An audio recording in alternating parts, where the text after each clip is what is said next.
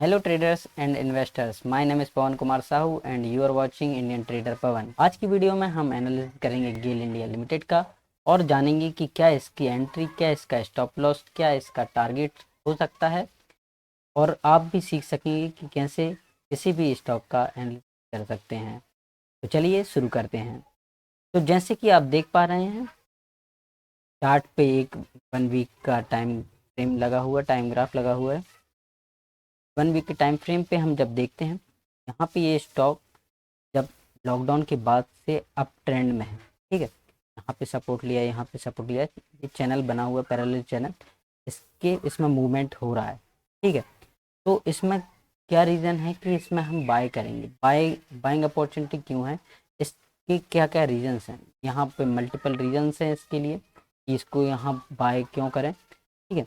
First reason, ये up trend के लो पे बैठा है, ठीक है। सेकेंड रीज़न, ये यहाँ पे इसका लोअर टाइम फ्रेम पे देखेंगे हम, 4 आवर के टाइम फ्रेम पे देखेंगे, यहाँ पे इसका ब्रेकआउट हुआ है, ठीक है। ट्रेंड लाइन ब्रेकआउट हुई है, ठीक है। थर्ड रीज़न ये है, यहाँ पे ये डब्लू पैटर्न बनाया हुआ है, ठीक है। यहाँ पे ये छोटे टाइम ग्राफ पे यहाँ पे ये डाउन ट्रेंड में था और डब्लू पैटर्न शो करता है ट्रेंड रिवर्सल का।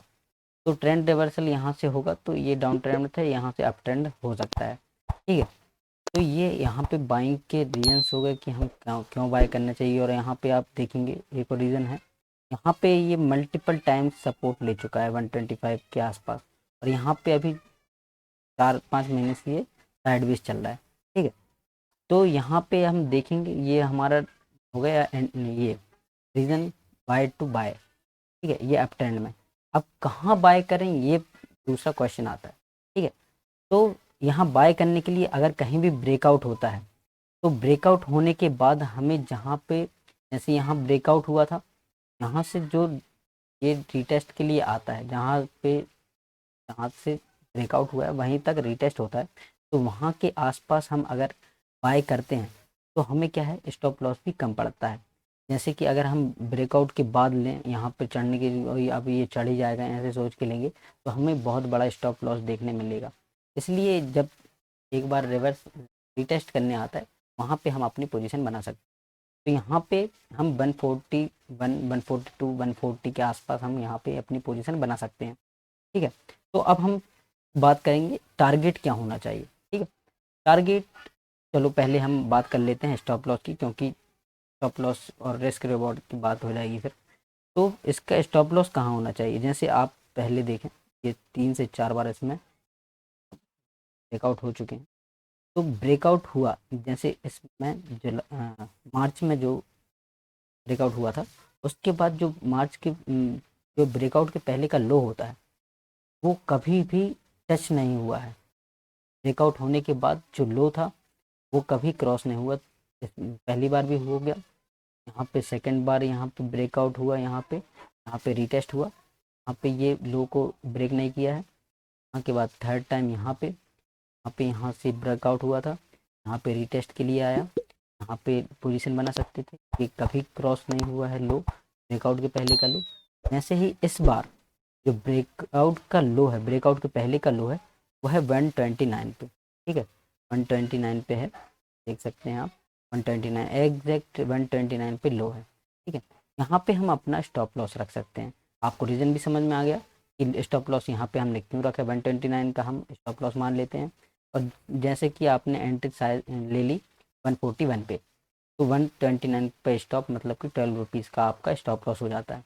तो हम कितना टारगेट लेके चलें, जैसे भी जो भी ट्रेडिंग करते हैं उनको मालूम होता है कि जब भी कोई ट्रेड लेते हैं तो मिनिमम रिस्क टू रिवॉर्ड 1:2 या फिर उससे ऊपर का ही लें, ताकि हम अगर 50-50 भी 2 टाइम से ट्रेड लेते हैं, दोनों बार गलत सही हो, एक बार सही एक बार गलत भी हो जाते हैं, तो हमें प्रॉफिट में ही हों, ठीक है। तो यहाँ से अगर ये 12 रुपीज़ का हमारा स्टॉप लॉस है तो हमारा टारगेट कितना होना चाहिए, 24 रुपीज़। 141 पे हमने एंट्री ली और टारगेट हमारा 24 रुपीज़ का, तो हमारा टारगेट क्या हो जाएगा, 65, ठीक है। और ये 65 ऐसे ही नहीं बोल रहा हूँ, ये तो सिर्फ रिस्क टू रिवॉर्ड की बात हो रही है।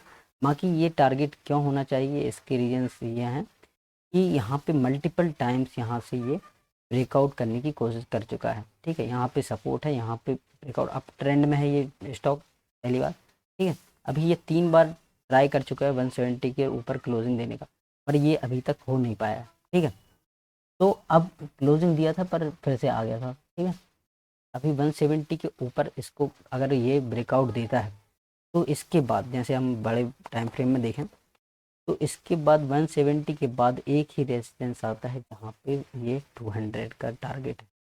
ठीक है, अगर ये यहाँ से ब्रेकआउट देता है 170 पे तो यहाँ नेक्स्ट टारगेट हो जाएगा इसका 200। तो पहला टारगेट हमारा क्या है 170 पे होगा और सेकंड टारगेट हमारा हो जाएगा 200 रुपीज़। तो आपको ये वीडियो कैसी लगी ज़रूर बताएं, और आपको एनालिसिस समझ में आया और या आपकी इससे कुछ हेल्प हुई हो तो ये कमेंट में ज़रूर बताएं और ये चैनल को सब्सक्राइब करें। Thank you, tata, bye bye.